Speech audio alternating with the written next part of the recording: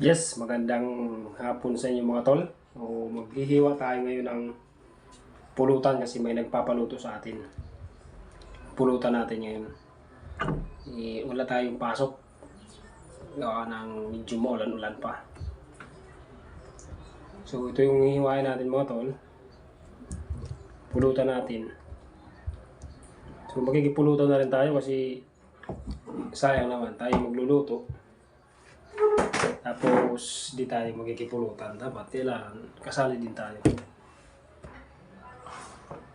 Marami itong mga tol, oh. Pinapaluto lang sa atin, oh.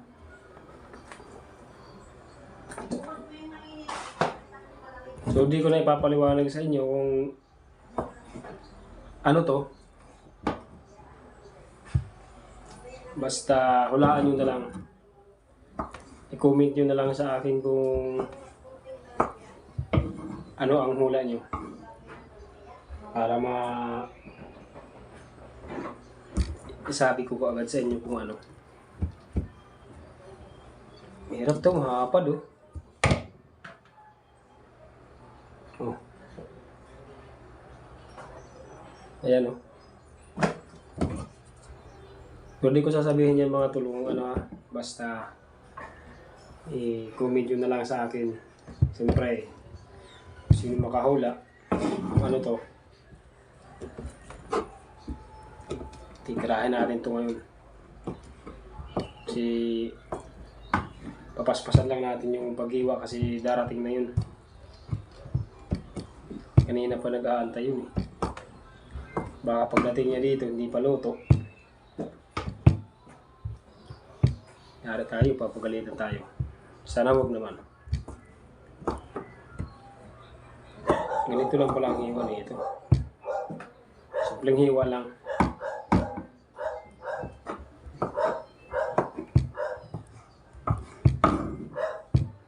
Sarap to. Mamaya masarap to.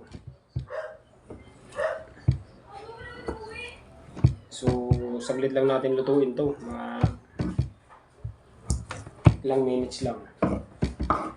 Kasi malambot na siya. Hindi na kailangan palambutin pa.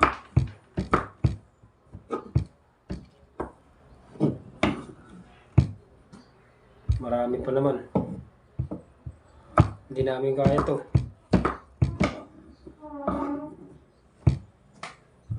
Bibigay natin ito yung iba sa ano, kapitbahay.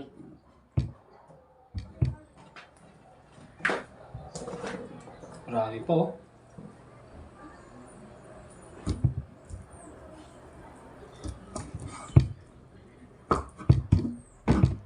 Ito pala mag-iwan ito, eh.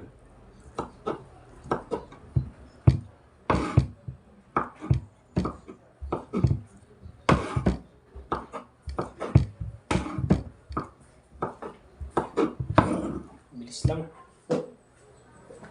Pabilisan kasi ito, eh.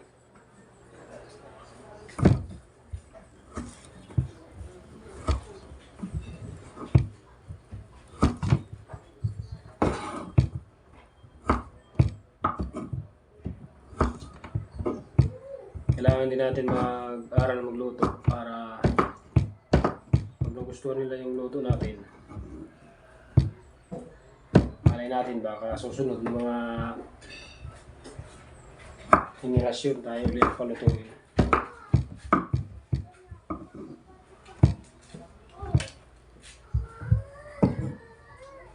Sarap to mga tol.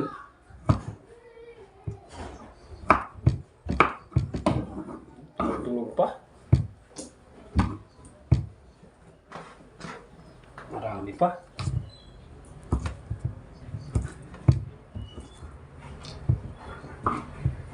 Kaya natin ito ngayon.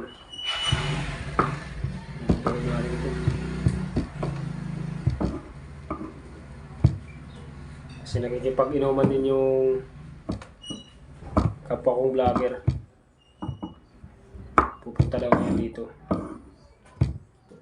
Siyempre hindi natin sa bibiguin. Pagluluto natin ng ano, pulutan, oh. Marami to. Mga isang kaldero. Okay. So hanggang mamaya na lang mga tol, abangan nyo yung ating susunod na upload.